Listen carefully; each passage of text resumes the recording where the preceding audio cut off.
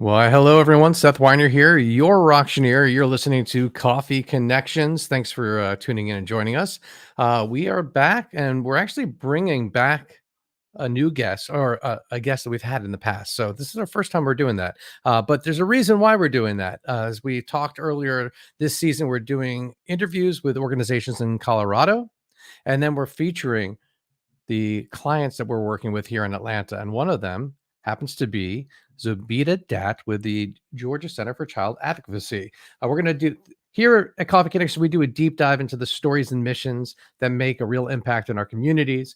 With the Cheer for Children's Ball coming up, not this Friday, but a week from Friday, uh, we're going to be celebrating the work that they do and raising a lot of money. We're going to talk about specifically what we're going to be raising that money for. So again, we've got Zobida Dat with the Georgia Center for Child Advocacy with us, and they're dedicated to providing hope and healing for children who have experienced abuse and exploitation. Their work helps empower and protect our most vulnerable. We're going to explore the incredible programs they offer, their approach to advocacy, and the critical roles they play in ensuring every child receives the support they need. So, folks, let's jump right into it and join me in welcoming Zobida. Welcome back. Hi, thanks for having me. Yeah, absolutely. Good to see you. I like the painting in the background. Yeah, definitely. And then I brought my mug for Oh, let's Georgia see what you Center, got. which is so funny. It matches the mug you have down below, and we have a little quote behind it. You have the power to change the world one child at a time. And Yeah. that you have been doing. You've been how long have you been with the Georgia Center for Child Advocacy? Yeah, so I've been with the organization 10 and a half years already. It's flown by. Oh my gosh. Wow. That's incredible. Yeah. And you've seen it grow. I mean, you all started well, when you started it was in a different location, but now I mean this facility you all are in is you feel settled now, obviously, right? It's been a couple years. Yeah. So we moved into this new space during COVID, and we realized that a majority of our clients are really coming in the heart of Atlanta, and we wanted to be able to serve them without any barriers. And so Mhm. we found a space right in the heart, right next to the MARTA station, so that way easy access right off the interstate as well. So we'll be able to, expand our services and serve more families through that. Excellent. Now you had that coffee mug, so I got to ask, are you still drinking coffee? Oh, oddly enough, I am not a coffee drinker. I'm more of a tea and a juice girl. But so I have my mug, but it will be filled with probably juice or water or tea usually. All right. What's your favorite type of tea? I love a good chamomile, a ginger lemon, Mm, any fruity ones. I love those, like a hibiscus berry. So Yep. more about the herbs and then the caffeine. Yes, definitely. I mean, I could always use caffeine, but I don't know how effective it is on on me, but I guess when we're planning for a big event, it will come in handy. Yeah. So I'm going to go ahead and hand the mic over to you. Can you share a little bit more about the Georgia Center for Child Advocacy, and then we'll dive into a little bit more about the funding. Yeah, absolutely.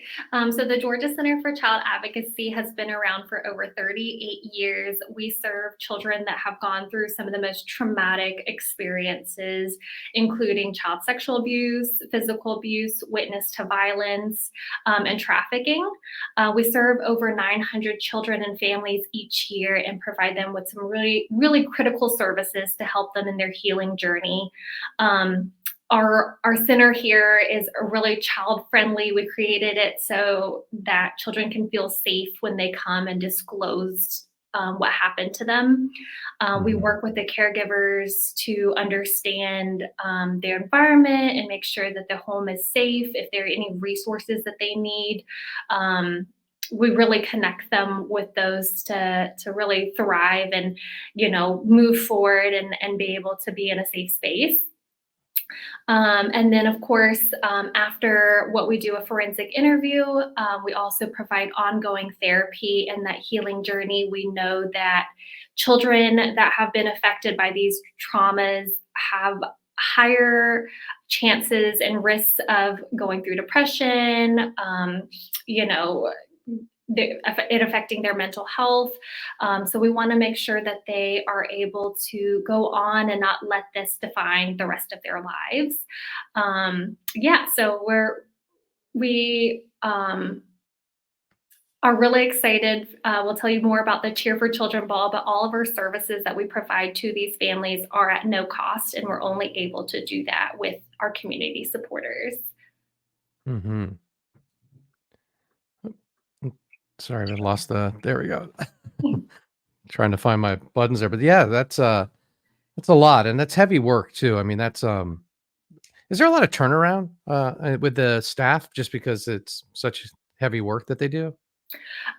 What's great is our staff are so dedicated. I mean, it takes such a special group of people to be able to do this work.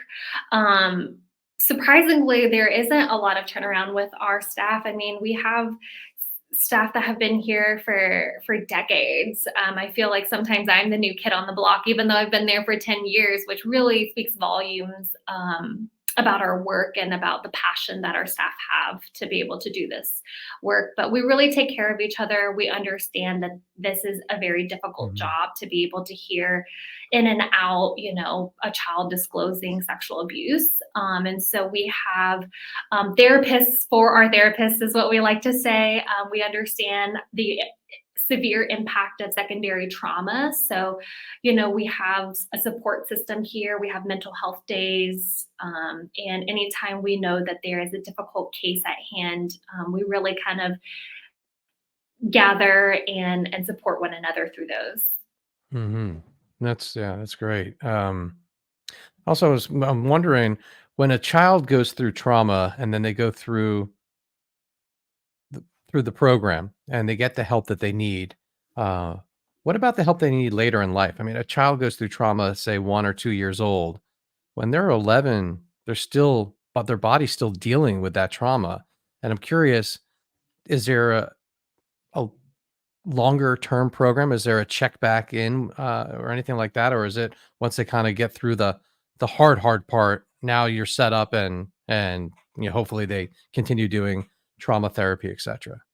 Yeah, I mean, our hope obviously is that a child is able to thrive and be able to go on to live a normal childhood. But once a client, always a client at the Georgia Center for Mhm. Child Advocacy. We want to make sure that they are able to get the resources that they need to be able to heal.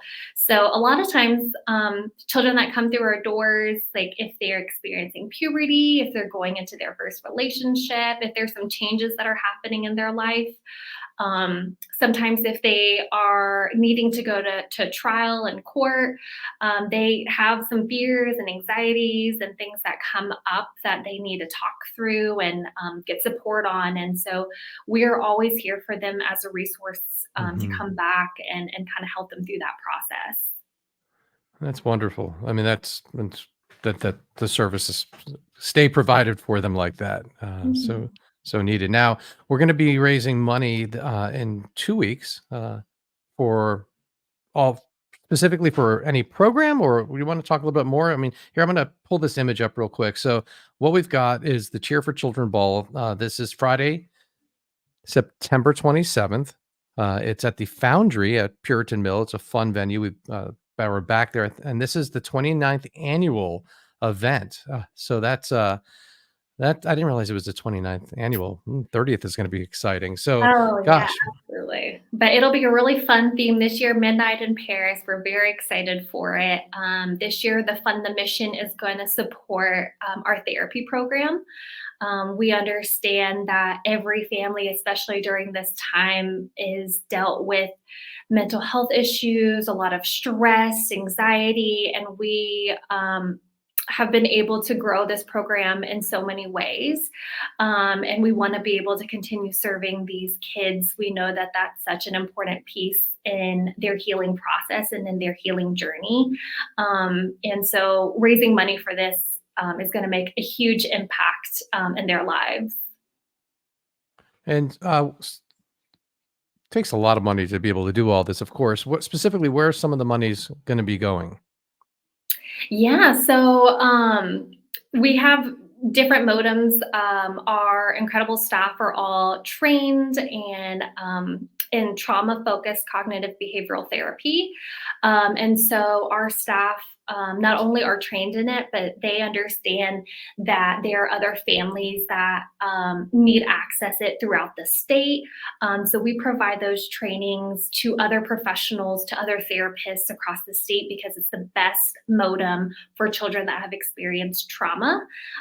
We also, within our organization, provide different ways that we support families, whether it's through art therapy or getting them involved in activities for caregivers. We understand that, if we are able to help the entire family holistically, that they are able to be in a healthier and safer place.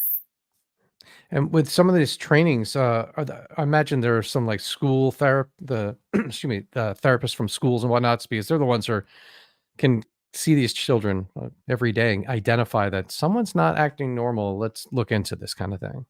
Yes, absolutely. I mean, teachers are the ones seeing the kids day in and day out, and there are definitely signs to look out for. We provide trainings to them, both teachers and counselors, to be able to help the children.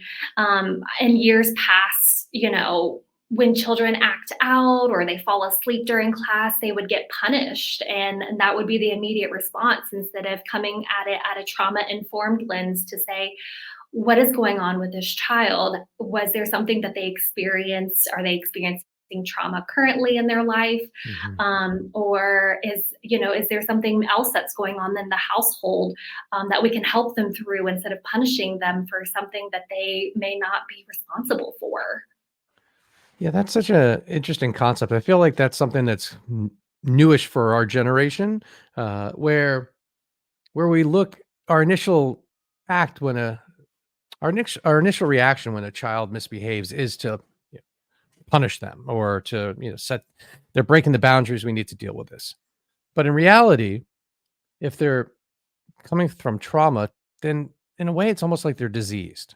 And you wouldn't go to someone that say, is like suffering from cancer and or another disease and treat them a certain way, right? So if we look at it like it's a disease in that sense, and you treat them, you come from a different place, we can actually be much more helpful. And like you said, when the child's sleeping, it's not that they're bored. I mean, sometimes it is. Sometimes, yeah, they need a little discipline, but often it could be a sign for something much bigger. And so Yeah, and it's I it's important to recognize those patterns and the signs. And so, really helping the teachers and counselors kind of keep an eye out on those students and inform other teachers that they may have of what's going on in their life if they had experienced some severe trauma to kind of help them navigate that. And you know, whether it's providing a healthy breakfast for them in the morning or just checking in on them to make sure that they're okay or letting them put their head down after they finish their classwork, to let them know that they're being supported, um, inside and outside the classroom. Mhm. And a lot of times people hear something like this and say, "Gosh, it's going to take so much money, hundreds of thousands of dollars. I mean, what could my $300 do?" And Yeah, it makes all the difference. I mean, like I said, all of our services that we provide to our families are at no cost. And, you can only imagine how much a normal therapy session, if you don't have insurance, is going to cost. And so it really makes all the difference in the world. And every bit adds up. Um, and so we want to be able to continue serving more organizations and children and families through this. excellent. Well, those of you that are either listening to this and the date's already passed, that's okay. You can still make a donation. You can go to GACFCA, that's GA is in Georgia, CFCA.org, and pop over there, make a donation, and also learn more about the organization, find ways to support, volunteer, or contribute any way you can. And even if it's just a couple dollars, it all really does add up. Those big dollars sometimes are matched by your corporations. So don't be afraid to mention that. Can you I imagine you, as a development director, deal with a little bit of the corporate matches. Do you do some of that? Yeah, we find all sorts of ways to connect with our corporate partners, whether it's creating snack bags to bring comfort to our kids, hosting, a donation drive, whatever it may be. We know that there are a lot of companies that will support and have matching dollars to be able to do that. So yeah, definitely connect with me. And we'll be able to kind of talk through the different ways that we'll be able to expand our dollar. Yeah, wonderful, folks. Please feel free to reach out, especially if you have a company and you want. And this, if this mission speaks to you, there's ways you can help out, and this is one of the best ways to do that.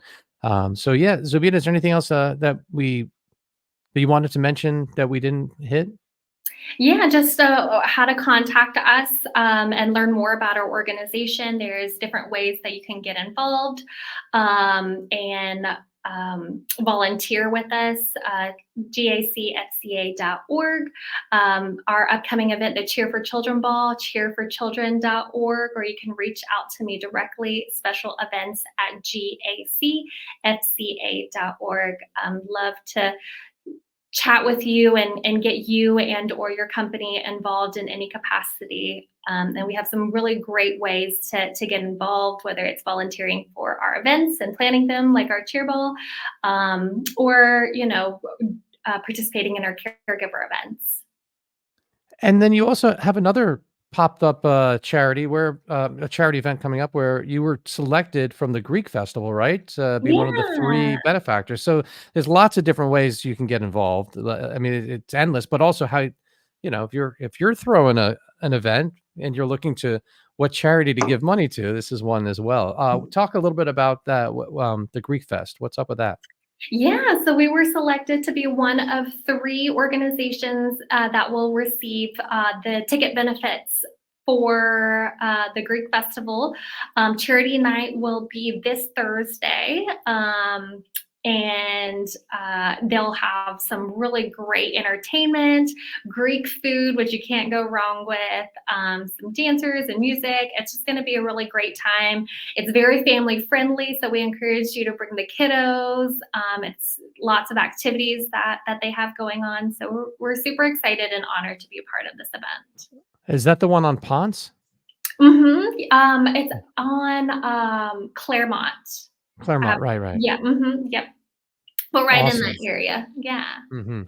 Okay, excellent. Well, thanks so much for your time. I didn't ask you in the beginning before we talked, so I'm going to throw you on the spot. I hope Okay. that's okay.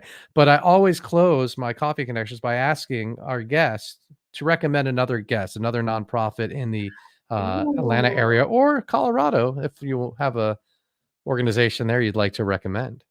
Ooh, that's Normally, great. I ask my guests to think about it ahead of time, but Yeah, no, that's okay. I'll be on the spot. I want to shout out Sexual Abuse Speak Out.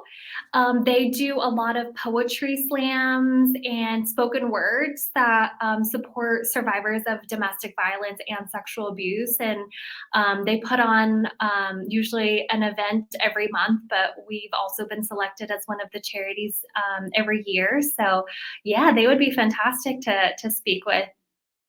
excellent. They Well, they yeah, started in I remember Chicago, and then they brought it down to Atlanta, so to be able to expand and share that network of people is really awesome. Yeah, that'd be great. I remember seeing some social media posts about that. I think it was like late spring, early summer, right? Somewhere Yeah, around there. Yeah. exactly. All right. Well, thank you, Zobita, for your time. I appreciate it. And folks, please consider learning more, gacfca.org. This is Coffee Connections. We'll see you next time. Thanks, everyone, for tuning in.